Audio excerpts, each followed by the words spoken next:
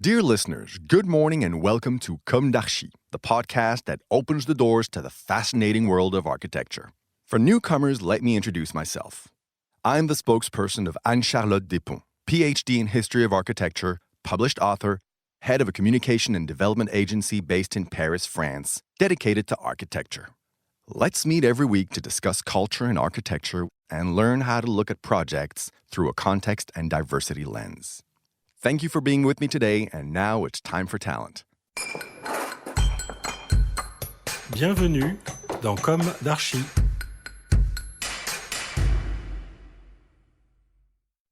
Dear listeners, welcome back to our Comme d'Archi summer series dedicated to color. In this episode, we will be talking about the color gold.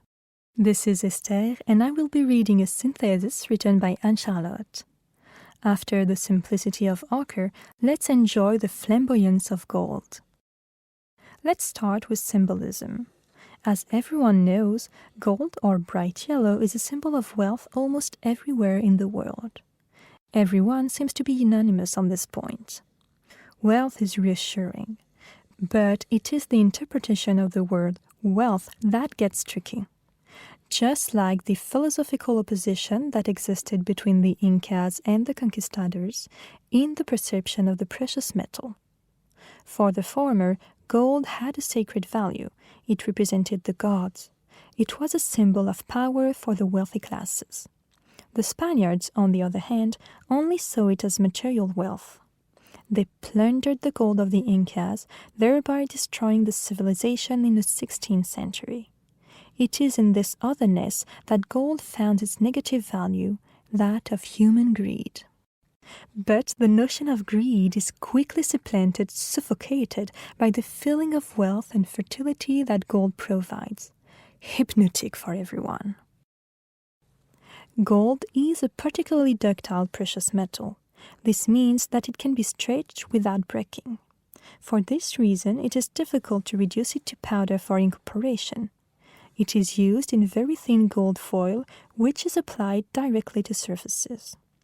These surfaces are often firstly colored red to warm up the final hue.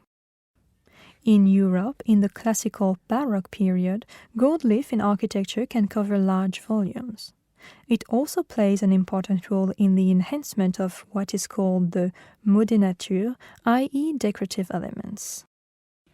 Versailles certainly embodies the most and without a doubt this period of gold radiance. So much so that the rehabilitation of its gold leaf gilding, with which it has just been adorned, is a matter of controversy today. But let's go back to the time of the construction of Versailles, where it is not surprising to see gold spread throughout the palaces, since from the end of the 16th century, silver and gold extracted in the Americas arrived massively in Europe. The very significant increase in the stock of precious metals in the Kingdom of France was directly linked to Spanish silver and gold. They amplified the circulation of money throughout Europe and generated worldwide trade flows. As for gilding, it is an ancestral craft technique that can be done on wood, metal, glass, ceramics, stone, or marble in order to cover an object, a volume.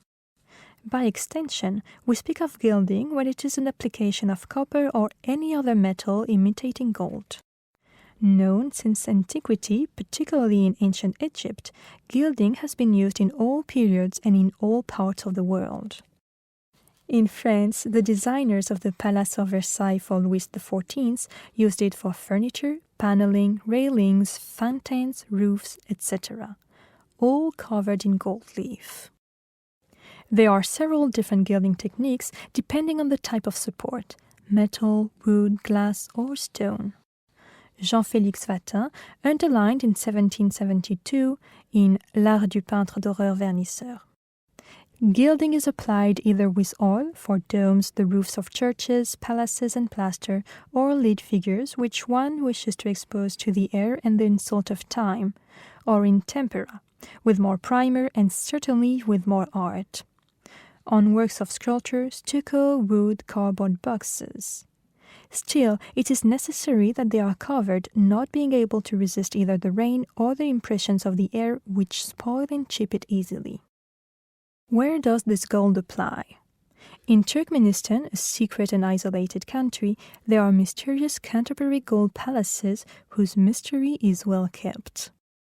In Japan, nestled in the foothills of the Kyoto Mountains, is the famous Buddhist golden temple of Kinkakuji or Rokuryonji. It is far from the usual sobriety of Buddhist architecture, but still subtle in its radiance. Its gold-leafed walls are perfectly reflected in the surrounding pond, making it photogenic in all seasons. The pavilion combines three types of architecture. The ground floor follows the style of Heian period palaces, 794 to 1185. The first floor follows the style of samurai houses, and the second floor respects the style of Zen temples. Wishing to establish a strong mark of power in the imperial capital, the shogun Yoshimitsu Ashikaga had the Golden Pavilion built in 1397. It was originally a private villa. It burned down several times and was last rebuilt in an identical manner in 1955. Lastly, gold in France is invited into the urban space with the Place Stanislas in Nancy. It was designed in the 17th century and restored by Pierre-Yves Caillot, chief architect of historic monuments, heritage architect, and the archaeologist René Elter. The rehabilitation was inaugurated in 2005. Pierre-Yves Caillot says, "In the project to restore the Place Stanislas in Nancy, gilding was used as a support for a large part of the thinking we did. When we had to design the lighting for this major complex, we discovered the value of associating precious metal with lighting issues. The fixtures used here allow for the iridescence of gold. The ornaments on the railings are extended into those of the ironwork of the balconies, and a belt of glittering light underlines the periphery of the square. The candelabras, also enhanced by golden ornaments, form another crown, a sort of punctuation close to the central statue, which is itself largely illuminated in the center of the space, deliberately left in shadow. When in the 18th century gold was used to decorate interiors, it was also with the aim of playing with light both day and night. Today, we must extend this use of the precious metal in our restorations as well as in our creations." The chief architects of the historic monuments at Versailles showed their creative spirit when they reconstructed the Golden Royal Gate. But this reconstruction does not correspond to any previous state, since the gate now connects two pavilions that did not exist under Louis XIV. They are the Pavillon Gabriel, built at the end of the Ancien Régime, and the Pavillon du Four, erected after the French Revolution. The restoration provoked an outcry. Didier Richner speaks of official vandalism in La Tribune de l'Art. Jean-François Cabestan mentions a historical forgery in the magazine Architecture Mouvement. In the magazine Connaissance des Arts Continuité, Alexandre Gady, whom we have already interviewed in Comme d'Archi, denounces an unhistorical monster. Even harsher, the French art historian and novelist Adrien Goetz worries about possible conflicts of interest. As soon as a pattern is found, the chief architects, who take 10% of each building site, offer him miraculous reconstructions, such as this monstrous Golden Gate. Well, it will be a bit like Sofia Coppola narrating Marie Antoinette. Here, bling bling gold is the key to success in Versailles. Except that this is not a fiction, but the grimacing of our souls. As an architectural historian, and even if my specialty is the modern period, I think that we must remain vigilant. Listen to the historians who know about the safeguarding of heritage, so as not to disfigure it. Even if everything passes away, even if we live in perpetual change, let's preserve our most beautiful witnesses of the past in respect and measure. I refer to the architecture of Ange-Jacques Gabriel, the embodiment of 18th century royal architecture. We owe him the Place de la Concorde. In the main body of the central building of his project for the École Militaire, he designed a monumental staircase with a banister with a motif known as running oak, enhanced with gold, Gabriel being a specialist in the art of ironwork. Let us ardently hope that the politicians today responsible for this legacy of our ancestors will listen to and respect our history, the history that raised and made us. Thank you, dear listeners. This was Esther for Anne-Charlotte. Let's meet again soon in a new Summer Comme d'Archi.